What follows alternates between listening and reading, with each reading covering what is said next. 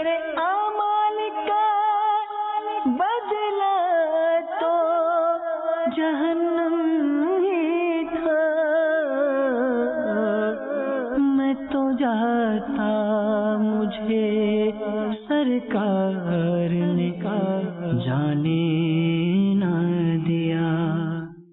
अल्हम्दुलिल्लाहि रब्बिल आलमीन वस्सलातु वस्सलामु अला सय्यिदिल मुरसलीन, अम्मा बाद फ़अऊज़ु बिल्लाहि मिनश शैतानिर रजीम, बिस्मिल्लाहिर रहमानिर रहीम। अस्सलातु वस्सलामु अलैका या रसूलल्लाह व अला आलिका व अस्हाबिका या हबीबल्लाह।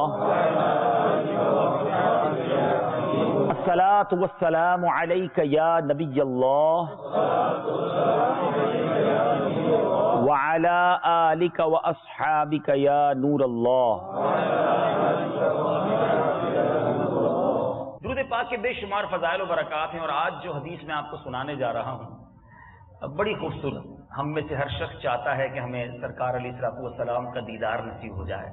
मेरे आका अलैहिस्सलातु वस्सलाम ने अपने दीदार का एक वजीफा अता फरमाया। हदीस पाक में है कि मेरे आका ने फरमाया, जो शख्स ये दुरूद पाक पढ़े, अल्लाहुम्मा सल्लि अला रूही मुहम्मदिन फिल अरवाही व अला जसदिही फिल अजसादी व अला कब्रिही फिल कुबूरी, उसको ख्वाब में मेरी ज़ियारत होगी। और आका फरमाते, जिसने ख्वाब में मुझे देखा वो मुझे क़यामत के दिन भी देखेगा, और जो मुझे क़यामत के दिन देखेगा मैं उसकी शफाअत करूंगा, और मैं जिसकी शफाअत करूंगा वो हौज़े कौसर से पानी पिएगा, और उसके जिस्म को अल्लाह ताला दोज़ख पर हराम कर देगा। सुभान अल्लाह। नबी पाक अलैहिस्सलातु वस्सलाम से अल्लाह हमें सच्ची मोहब्बत भी अता फरमाए। दुरूद पाक पढ़ते रहा करें, इंशाअल्लाह ज़रूर करम होगा। शायर लिखता है ना, ऐ काश कभी ऐसा भी हो ख्वाब में मेरे, ऐ काश कभी ऐसा भी हो ख्वाब में मेरे, हूँ जिसकी गुलामी में वो आका नजर आए। सल्लू अलल हबीब सल्लल्लाहु तआला अला मुहम्मद सल्लल्लाहु अलैहि वसल्लम। मनकूल है कि सरकार दो आलम सल्लल्लाहु तआला अलैहि वसल्लम ने फरमाया, हजरत सैयदना जाबिर रावी हैं और मेरे आका अलैहिस्सलातु वस्सलाम फरमाते हैं, और ये मुस्लिम शरीफ की हदीस है। मेरे आका ने फरमाया, शैतान पानी पर अपना तख्त बिछाता है, फिर अपने लश्कर भेजता है। उन लश्करों में शैतान के ज्यादा करीब तर वो होता है जो सबसे ज्यादा फितनाबाज हो, सबसे ज्यादा जिसने फितने दुनिया में बर्पा किए होते हैं वो शैतान के करीब होता है। उसका एक लश्कर वापस आकर बताता है कि मैंने फुला फितना बर्पा किया, तो शैतान कहता है तूने कुछ नहीं किया। फिर एक और लश्कर आता है, कहता है मैंने एक आदमी को उस वक्त तक नहीं छोड़ा जब तक उसके और उसकी बीवी के दरमियान जुदाई नहीं डाल दी। ये सुनकर शैतान इसे अपने करीब कर लेता है और कहता है तू कितना अच्छा है, और अपने साथ उसे चिमटा लेता है। तो पता चला शैतान ये चाहता है कि मियां बीवी में लड़ाई हो जाए, शैतान ये चाहता है कि घर में लड़ाई झगड़े हों। अल्लाह और उसके हबीब अलैहिस्सलातु वस्सलाम की रिजा इसमें है कि घर अमन का गहवारा बने। इतना खूबसूरत रिलीजन है इस्लाम, इतना खूबसूरत मजहब है कि उसने मर्द को समझाया कि बीवी के हुकूक क्या हैं, बीवी को बताया कि शौहर के हुकूक क्या हैं, बाप को बताया कि बच्चों के हुकूक क्या हैं, बच्चों को बताया कि वालिदैन के हुकूक क्या हैं, घर वालों को बताया कि पड़ोसियों के हुकूक क्या हैं, ये भी बताया कि घर में छोटे बच्चे हों तो उनके हुकूक क्या हैं। सुभान अल्लाह, इससे ज्यादा कंप्लीट रिलीजन कोई नहीं। बल्कि यहां तक बताया कि घर में जो मुलाजमीन काम करते हैं, फैमिली तो फैमिली, घर के अंदर जो गुलाम हैं, पहले तो गुलाम होते थे, उन गुलामों के हुकूक क्या हैं। इस्लाम ने उन तमाम चीजों के हुकूक बयान किए हैं। खुदा की कसम, अगर कोई मुसलमान होने के बावजूद, मसला ये कि हम शरीयत पर अमल नहीं करते, लेकिन अगर कोई मुसलमान अपने आका अलैहिस्सलातु वस्सलाम के तरीके पर अमल कर ले, शरीयत के बताए हुए तरीके पर अमल करे, हमारी बहनें भी, हमारे इस्लामी भाई और इस्लामी बहनें सब अमल करें, मजाल है किसी के घर में कोई लड़ाई झगड़ा हो जाए, मजाल है किसी का घर टूट जाए। प्रॉब्लम यह है कि वालिदैन अपने बच्चों को सही तरबियत नहीं देते कि शादी के बाद तुम्हारे हुकूक क्या है। अपनी बच्ची की उसकी माँ वो तरबियत नहीं करती कि तुम्हारे शौहर और तुम्हारे ससुराल वालों के हुकूक क्या हैं, जिसकी वजह से घर टूट जाते हैं। हालांकि ईच एंड एवरीबडी, हर किसी के हुकूक अलग अलग और बड़े प्यारे अंदाज में बयान हुए हैं। जाहिर है एक बयान में मैं सारी फैमिली के हुकूक बयान कर दूं, ये पॉसिबल नहीं है। बाज़ औक़ात हम पक्के नमाजी भी होते हैं, بعض اوقات ہم جناب عبادت گزار بھی ہوتے ہیں، تلاوت قرآن کرنے والے بھی ہوتے ہیں، حج اور عمرے کرنے والے بھی ہوتے ہیں۔ ایک بات یاد رکھیے، ہماری عبادتیں، ہماری ریاضتیں، ہماری اپنی پرسنل عبادت وہ اللہ کا حق ہے جو ہم ادا کر رہے ہیں، لیکن شریعت نے ہم پر ہماری فیملی کے حقوق بھی بیان کیے ہیں، اور کس طرح انفسائز کر کے، کس طرح جس کو آپ کہیں کہ ہمیں توجہ دلا کر اور تاکید کے ساتھ بیان کیے ہیں۔ میٹھے میٹھے اسلامی بھائیوں، نبی پاک علیہ الصلوۃ والسلام کا ایک فرمان سنیے۔ میرے آقا فرماتے ہیں، اور اس کی راویہ بھی بی بی عائشہ صدیقہ رضی اللہ تعالی عنہا ہیں، میرے آقا فرماتے ہیں قال رسول اللہ صلی اللہ علیہ وسلم خیرکم خیرکم لأہلہ وانا خیرکم لأہلی۔ میرے آقا فرماتے ہیں تم میں بہتر شخص وہ ہے جو اپنے گھر والوں کے ساتھ بہتر ہے، اور پھر آقا خود فرماتے ہیں میں اپنے گھر والوں کے لیے تم سب سے بہتر ہوں۔ کونین کے والی نے صلی اللہ تعالی علیہ وسلم پریکٹیکل لائف گزار کر بتائی کہ وہ گھر والوں کے ساتھ کیسے تھے۔ آج ہم کیا کہتے ہیں، اتنا سارا کاروبار ہے اس کو دیکھوں یا گھر کو ٹائم دوں، اتنی ساری ذمہ داریاں ہیں وہ کام کروں یا گھر والوں کو ٹائم دوں، اور اسی وجہ سے بعض اوقات گھر میں جھگڑے شروع ہوتے ہیں کہ ہمارا فوکس جو ہے، ہماری توجہ جو ہے ہمارے گھر سے ہٹ جاتی ہے، حالانکہ نبی پاک فرما رہے ہیں کہ تم میں بہتر وہ ہے جو اپنے گھر والوں کے ساتھ بہتر ہے۔ یہاں میرے دعوت اسلامی کے ذمہ داران بھی بیٹھے ہیں، میں آپ سب سے پوچھتا ہوں، شاید محلے والے آپ سے خوش ہوں گے، شاید کاروبار جن سے آپ کرتے ہیں وہ آپ کے اخلاق کی بڑی تعریف کرتے ہوں گے، کاروبار کرنے والے کہتے ہوں گے بڑا ویل مینرڈ ہے، دوست کہتے ہوں گے یہ تو یاروں کا یار ہے، ٹھیک ہے، مگر یہ بتائیے گھر والے کیا کہتے ہیں؟ آپ کے گھر والے آپ سے خوش ہیں؟ آپ کی بچوں کی والدہ، آپ کے بچے، آپ کے بھائی بہن، پھر بالخصوص والدین، یہ سب فیملی ہے ہماری، اور اس کے لیے ہم کہتے ہیں میٹھے میٹھے اسلامی بھائیوں، آج میرا کوشش کروں گا فوکس جو ہے، کیونکہ والدین پر ماشاءاللہ بہت سارے بیانات ہوتے ہیں، زوجین کے معاملہ، میاں اور بیوی آپس میں کتنا ایک دوسرے کا خیال رکھیں، اور اس کے بارے میں ہماری شریعت ہمیں کیا کہتی ہے۔ نبی پاک علیہ الصلوۃ والسلام سے ایک بار ایک صحابی نے عرض کی، یا رسول اللہ صلی اللہ تعالی علیہ وسلم، ہم میں سے کسی شخص پر اس کی بیوی کا کیا حق ہے؟ میرے آقا علیہ الصلوۃ والسلام نے فرمایا جب تم کھاؤ تو اسے بھی کھلاؤ، جب تم پہنو یا کماؤ تو اسے بھی پہناؤ، اس کے منہ پر نہ مارو، اس سے برے لفظ نہ کہو، اور اسے خود سے الگ نہ کرو، مگر گھر کے اندر ہی، یعنی اگر کبھی کوئی ایسی ناچاکی ہو جائے تو معاملہ گھر کا گھر کے اندر رہے، نہ کہ وہ بازار کی زینت بنے، نہ محلے والوں کو پتا چلے۔ سبحان اللہ، نبی پاک علیہ الصلوۃ والسلام کا اپنی فیملی سے انٹریکشن کیسا تھا، ذرا غور کیجئے گا۔ بڑے بڑے ہو سکتا ہے بزنس مین بیٹھے ہوں، مصروف لوگ بیٹھے ہوں، جن کے لیے ٹائم ہی نہیں گھر والوں کے لیے۔ میرے آقا کی مصروفیت کا عالم کیا تھا؟ اعلیٰ حضرت لکھتے ہیں جن کو بارے دو عالم کی پرواہ نہیں، ایسے بازو کی قوت پہ لاکھوں سلام، یعنی سارے عالم کا بار جن کے کاندھوں پر تھا، مگر گھر میں جا کر انداز کیا تھا؟ حضرت عمر رضی اللہ تعالیٰ عنہ کا ایک قول یاد رکھیے، آپ فرماتے بندہ عوام کے درمیان، لوگوں کے درمیان مرد بن کر رہے، گھر میں جائے تو بچہ بن جائے۔ ہم گھر میں جا کر بھی مردانگی دکھا رہے ہوتے ہیں، پتہ نہیں کتنا بڑا افسر ہوں، پتہ نہیں کتنا کاروبار ہے میرا، ہے ادھر بھی کاروبار چل رہا ہے، ادھر بھی افسری چل رہی ہے، اور گھر والے سارے پریشان ہیں۔ میں سرکار علیہ الصلوۃ والسلام کا واقعہ سنانے جا رہا ہوں۔ بی بی عائشہ صدیقہ رضی اللہ تعالیٰ بیان کرتی ہیں کہ ایک سفر میں نبی پاک علیہ الصلوۃ والسلام کے ساتھ تھیں، فرماتی میں نے آپ علیہ الصلوۃ والسلام کے ساتھ دوڑ لگائی۔ بی بی عائشہ صدیقہ فرماتی میں نے نبی پاک کے ساتھ، بے شک یہ سارا معاملہ پردے کے عالم میں ہوا، دوڑ لگائی، میں آپ سے آگے نکل گئی، پیارے آقا علیہ الصلوۃ والسلام سے آگے نکل گئی۔ کچھ عرصے کے بعد میرا وزن بڑھ گیا تو پیارے آقا علیہ الصلوۃ والسلام نے پھر میرے ساتھ دوڑ لگائی، اور اب نبی پاک علیہ الصلوۃ والسلام مجھ پر سبقت لے گئے اور فرمایا عائشہ یہ اس جیت کا بدلہ ہے۔ لک ایٹ دا انٹریکشن، کیا پیار تھا، کیا محبت تھی، کیا سافٹنیس تھی، کیا آپس میں تعلق تھا۔ اسلام سختی کا نام نہیں، اسلام فقط جناب جس کو آپ کہیں کہ بس اتنا زیادہ سیریس ہونا کہ بندے کو دیکھ کر ہی ڈر لگے، مسکرانے کا نام بھی اسلام ہے، نرمی کا نام بھی اسلام ہے، فیملی کے ساتھ شفقت کا نام بھی اسلام ہے۔ ہم گھر میں جائیں تو گھر والوں کے چہروں پہ مسکراہٹ آنی چاہیے، نہ کہ انہیں ٹینشن ملنی چاہیے۔ نبی پاک علیہ الصلوۃ والسلام بی بی عائشہ صدیقہ رضی اللہ تعالیٰ کا ایک اور خوبصورت واقعہ کہ بی بی عائشہ صدیقہ سے پیارے آقا فرماتے اے عائشہ میں بخوبی جان لیتا ہوں جب تم مجھ سے ناراض ہوتی ہو۔ اب ذرا غور کریں، میں پیارے آقا علیہ الصلوۃ والسلام ہیں اور سامنے ہماری ماں بی بی عائشہ صدیقہ رضی اللہ تعالیٰ عنہا ہے، لیکن زوجین کے معاملے کچھ اور ہوتے ہیں۔ بی بی عائشہ فرماتے یا رسول اللہ آپ کو کیسے پتہ چل جاتا ہے میں آپ سے ناراض ہوں؟ میرے آقا فرماتے ہیں کہ جب تم مجھ سے راضی ہوتی ہو تو کہتی ہو رب محمد کی قسم، اور جب تم مجھ سے خفا ہوتی ہو تو کہتی ہو رب ابراہیم کی قسم۔ سبحان اللہ. ہماری امی حضور بی بی عائشہ صدیقہ رضی اللہ تعالی عنہا نے جواب کتنا خوبصورت دیا. آپ فرماتے یا رسول اللہ خدا کی قسم اس وقت بھی آپ میرے دل ہی میں ہوتے ہیں, فقط نام لینا چھوڑ دیتی ہیں. لیکن یہ واقعات ہم تک پہنچے کیسے؟ بڑی غور کرنے والی بات ہے. گھر کی باتیں ہیں نا. اللہ غنی, اللہ غنی. میرے آقا علیہ الصلوۃ والسلام کی پرائیویسی بھی, نبی پاک کی فیملی لائف بھی ہمارے لیے مشعل راہ ہے. اگر ہماری امی حضور بی بی عائشہ صدیقہ رضی اللہ تعالی عنہا یا دیگر ازواج مطہرات امہات المومنین یہ روایتیں ہم تک نہ پہنچاتی, ہمیں کیسے پتہ چلتا گھر میں کیا ہو رہا تھا؟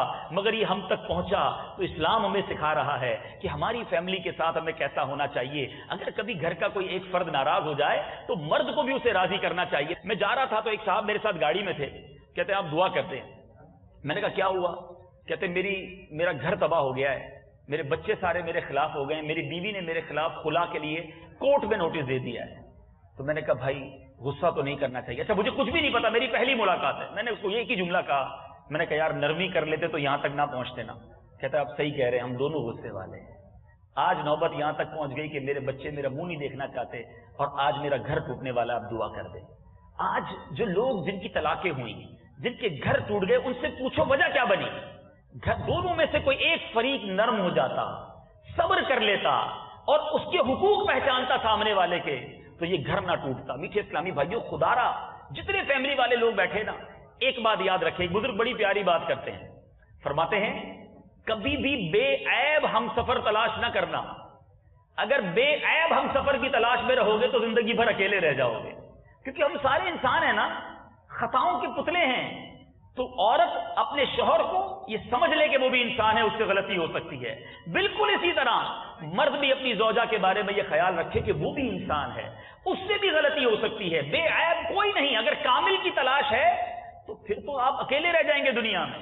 یہاں ایک بڑی خوبصورت حدیث پاک نبی پاک علیہ الصلوۃ والسلام کا فرمان عالی شان ہے کہ عموماً جو شادی کی جاتی ہے, حدیث پاک کا خلاصہ ہے, وہ 4 وجہوں سے کی جاتی ہے. اور وہ کیا وجہ ہوتی ہے کہ یا تو عورت کا حسن دیکھا جاتا ہے, یا مال دیکھا جاتا ہے, یا خاندان دیکھا جاتا ہے, یا دینداری دیکھی جاتی ہے. میرے آقا علیہ الصلوۃ والسلام نے کچھ اس طرح فرمایا, تمہاری ناک خاک آلود ہو, شادی کے وقت عورت کی دینداری دیکھو.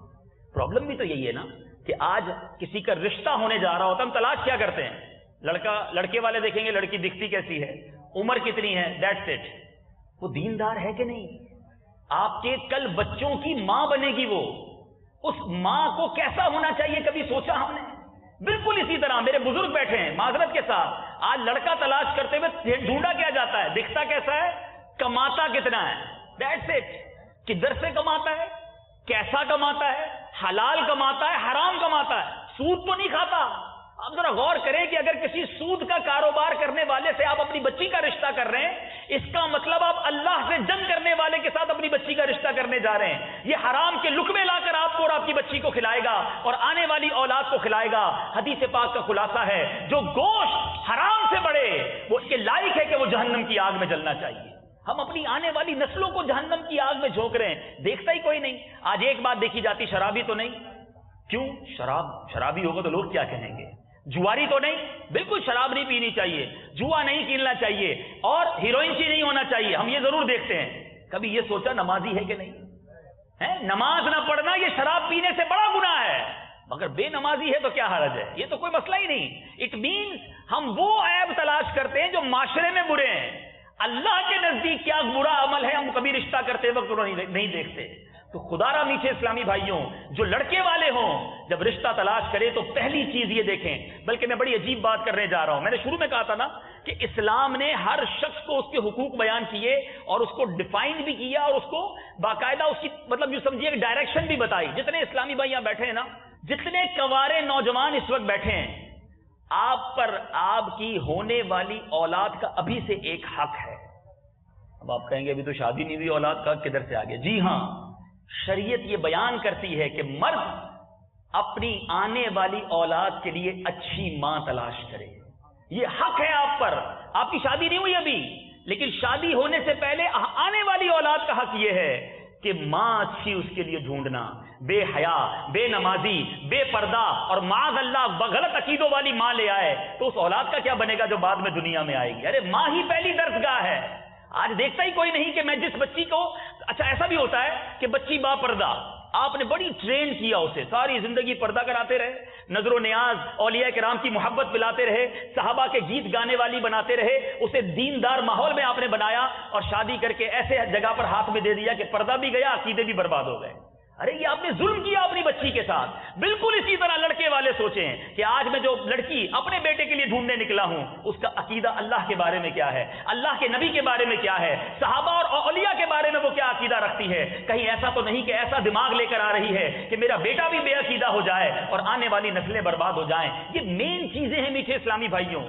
ہمارے یہاں بڑا عجیب انوائرمنٹ ہے، شادی ہوتے وقت بہت لمبی لسٹ تو بنتی ہے، ہال کون سا ہوگا، کپڑے کون سے سلوائے جائیں گے، کھانے میں کیا کیا پکانا ہے، اور جناب سارا مہینہ تیاری ہوں گی۔ کبھی یہ سوچا کہ جس لڑکی اور لڑکی کی شادی ہو رہی ہے اس بیٹے کو کچھ نکاح کے مسائل پتہ ہیں کہ نہیں؟ طلاق زہار کے کچھ مسائل اسے معلوم ہے، کنایا کی باتیں پتہ ہیں کہ کل شادی کے بعد ایسا جملہ ہی نہ کہہ بیٹھے کہ عورت ہی حرام ہو جائے۔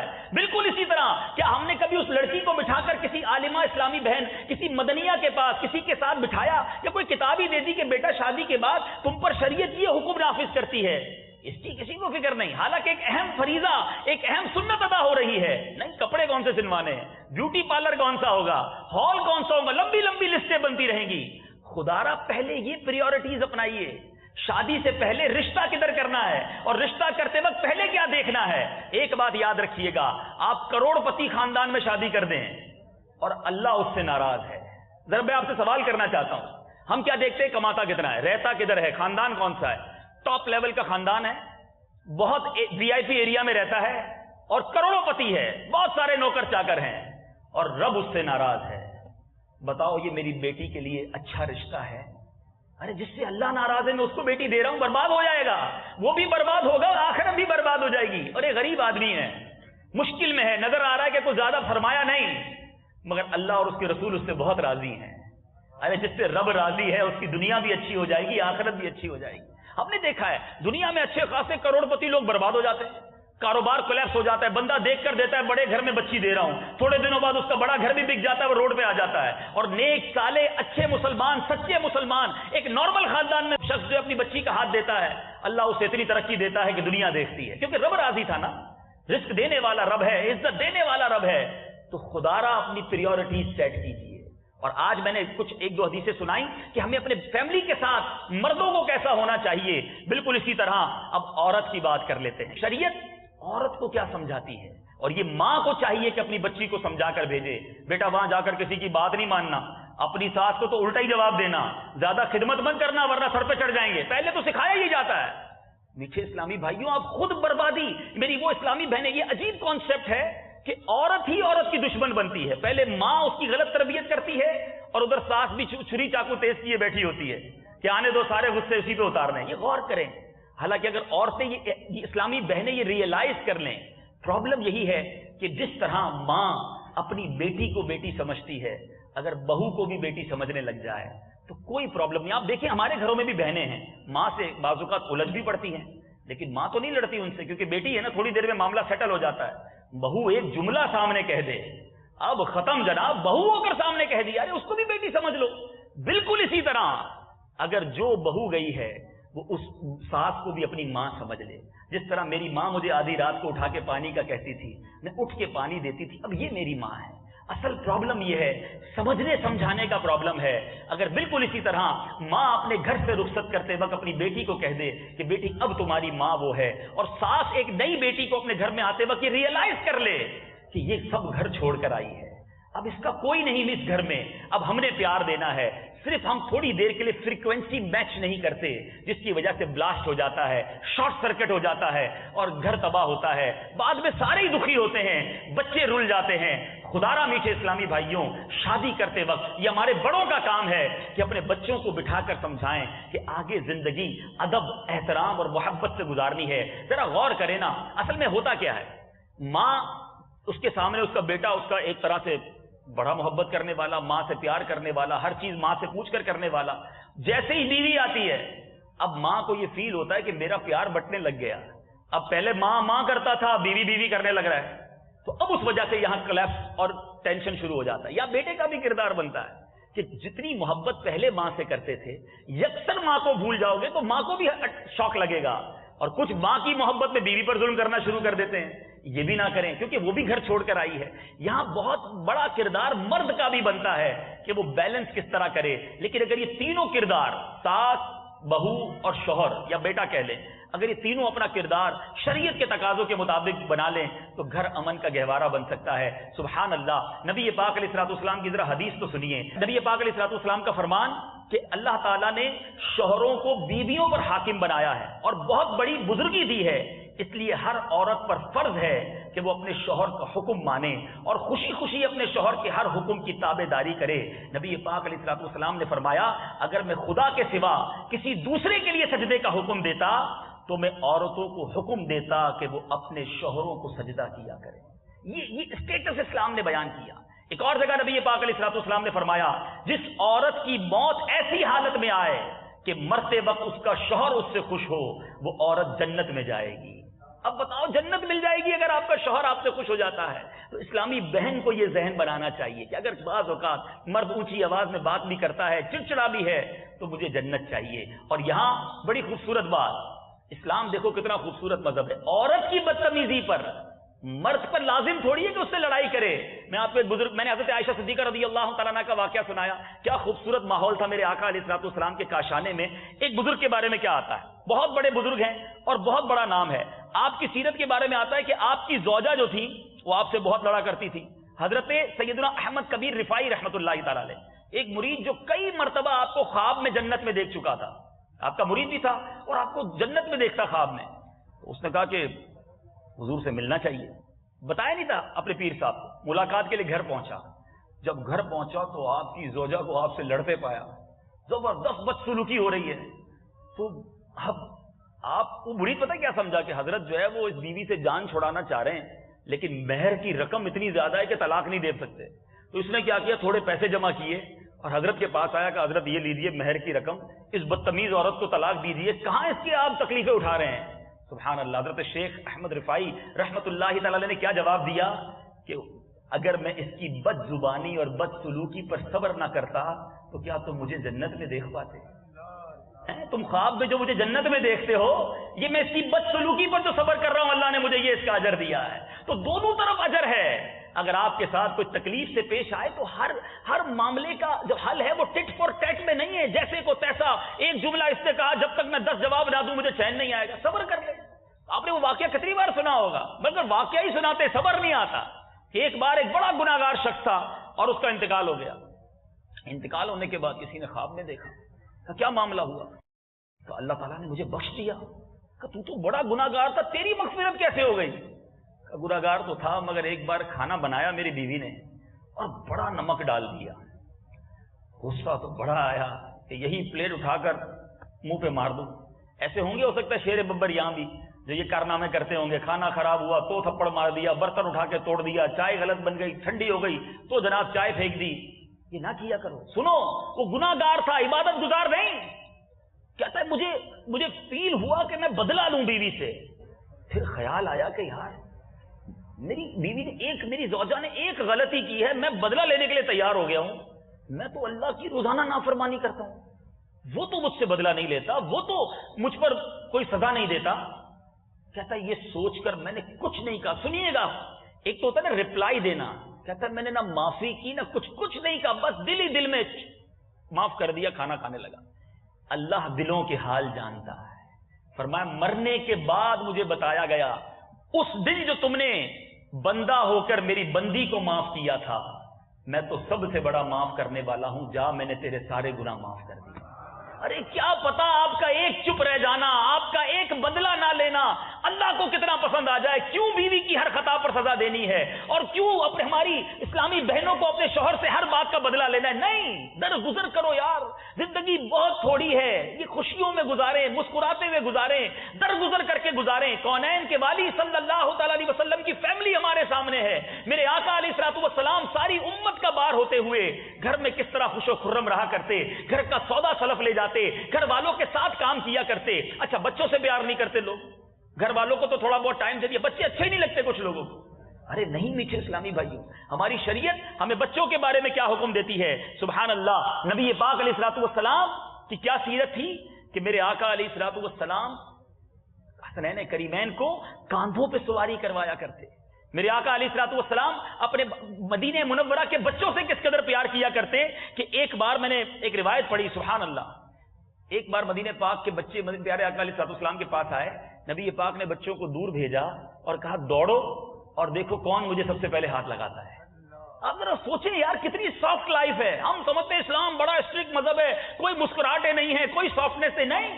میرے آقا فرماتے ہیں دوڑ کے آؤ, دیکھو کون مجھے ہاتھ لگاتا ہے. مدینے کے بچے دوڑتے ہوئے آتے ہیں, کوئی پیارے آقا کے پہلو میں گرتا ہے, کوئی ہاتھ پہ گرتا ہے, کوئی سینے آ کے گرتا ہے, اور پیارے آقا مسکرا رہے ہیں. کیا خوبصورت ماحول ہوگا یہ کہ ہم اپنے بچوں کے ساتھ, اپنے خاندان کے بچوں کے ساتھ یہ رویہ اپناتے ہیں. اور میں آپ کو ایک اور عجیب بات بتانے جا رہا ہوں, جو خاص طور پہ مذہبی اسلامی بھائی ہے نا, داڑھی والے ہیں, امامے والے ہیں, تو سبحان اللہ, میں آپ کو ایک بڑی اہم بات بتانے جا رہا ہوں. بچوں کے ساتھ ہم جیسے مذہبی حلیے والوں کو زیادہ شفقت کرنی چاہیے. اس کی وجہ کیا ہے؟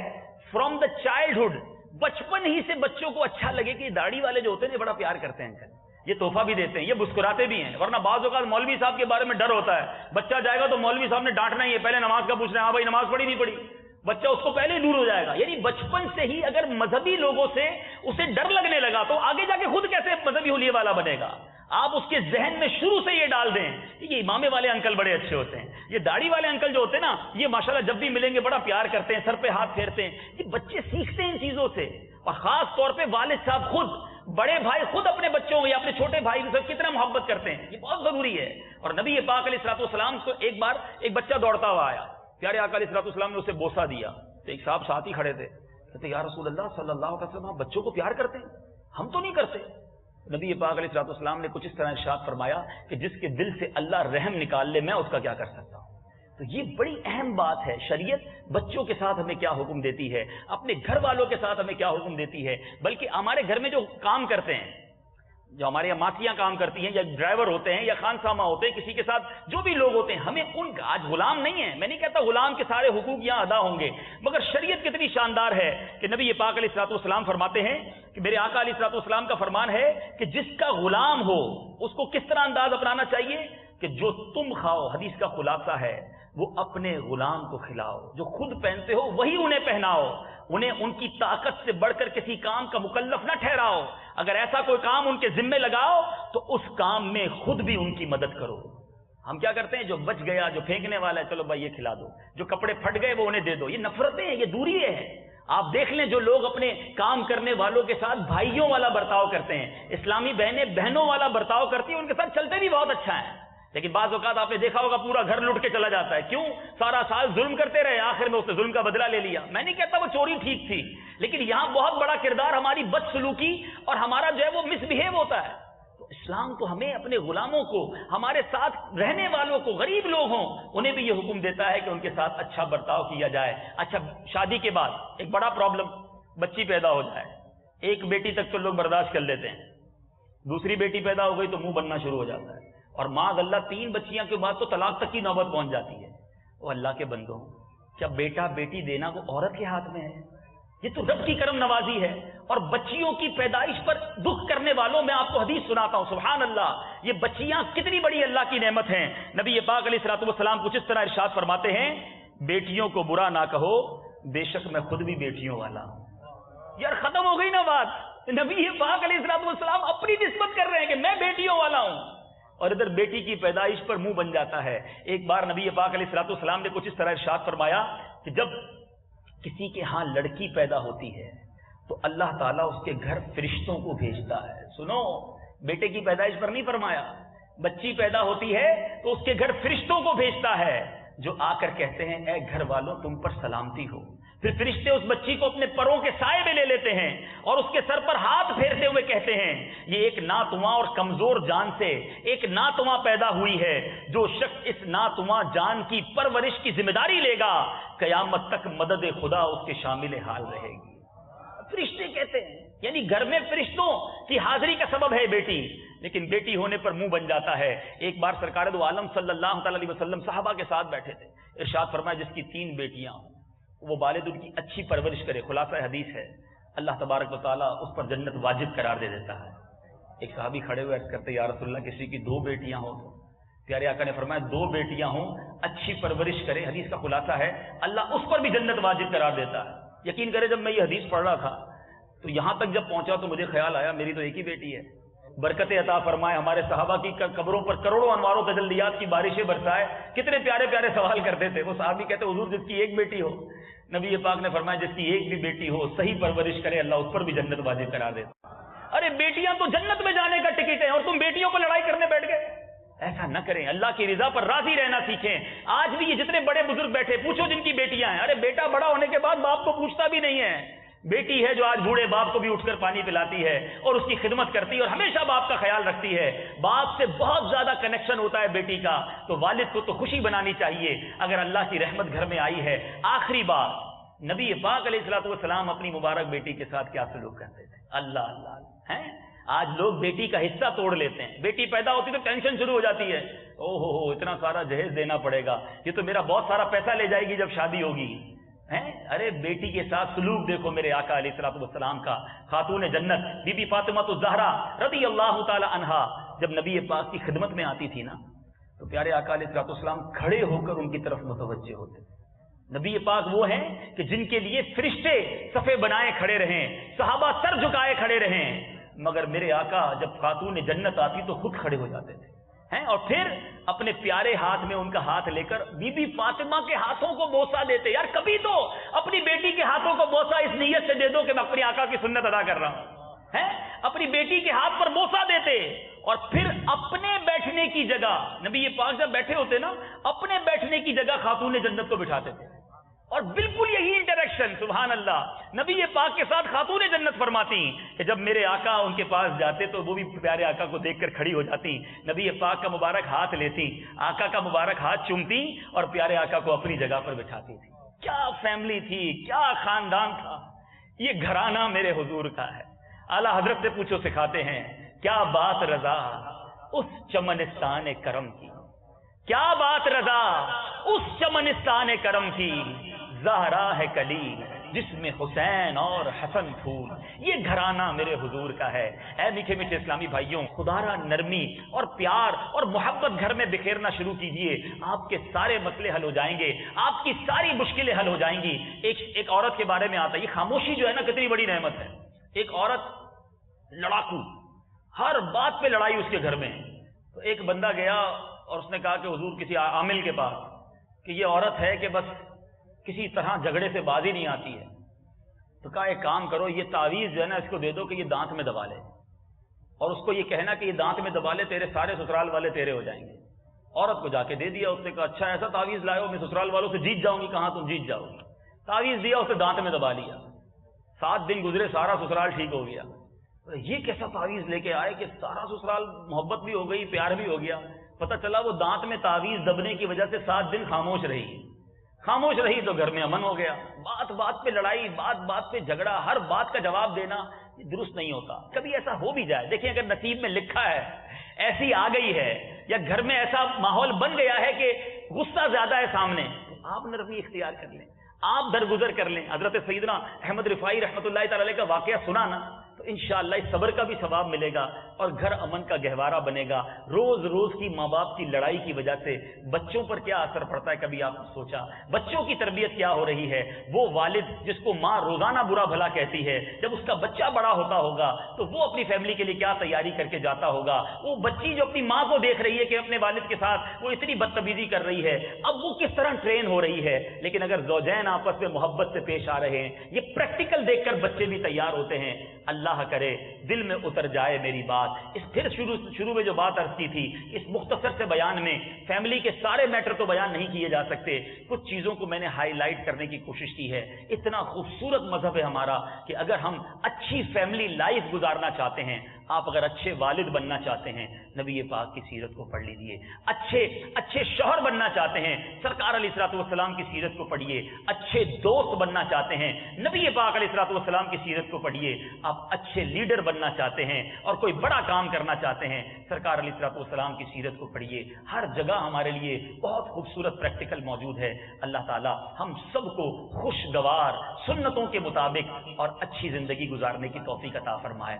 اس میں ایک بات ضرور عرض کر دوں کہ جب یہ بات کی جاتی ہے نا کہ فیملی کا خیال رکھیں، سافٹنس رکھیں، ان کو خوش رکھیں، بہت اچھی بات ہے، بہت ثواب کا کام ہے. بلکہ یہاں تک کہا گیا کہ جو تم اپنے گھر والوں کو کھانا کھلاتے ہو اچھی نیتوں سے کھلاؤ، یہ بھی صدقہ ہے، یہ بھی صدقے کا ثواب ہے. لیکن جب یہ باتیں سنتے ہیں نا تو لوگ کہتے ہیں چلو بھائی اب بچوں کو خوش کرنے کے لیے ہم سارے برے کام بھی کریں گے. نہیں، بچوں کو خوش کرنا ہے، فیملی کو راضی رکھنا ہے شریعت کی باؤنڈری کے اندر. اللہ کو ناراض کر کے فیملی راضی نہیں کرنی کہ چلو بھائی سب گھر والے چلو سنیما گھر چلتے ہیں، آج تم کو خوش کرتا ہوں. نہیں، حرام کام کر کے بچوں کو خوش نہیں کرنا. خوشی کے میں نے آپ کو نبی پاک کی سیرت کے واقعات بتائے نا، تو آپ محبت دے کر، پیار دے کر، شریعت کے مطابق تحفے تحائف دے کر اپنے گھر والوں کو خوش رکھ سکتے ہیں، درگزر کر کے خوش رکھ سکتے ہیں. اللہ تعالی ہم سب کے گھروں کو امن و سکون کا گہوارہ بنائے. آمین بجاہ النبی الامین صلی اللہ تعالی علیہ وسلم. میرے اعمال کا بدلہ تو جہنم ہی تھا، میں تو جاتا مجھے سرکار نے کہا جانے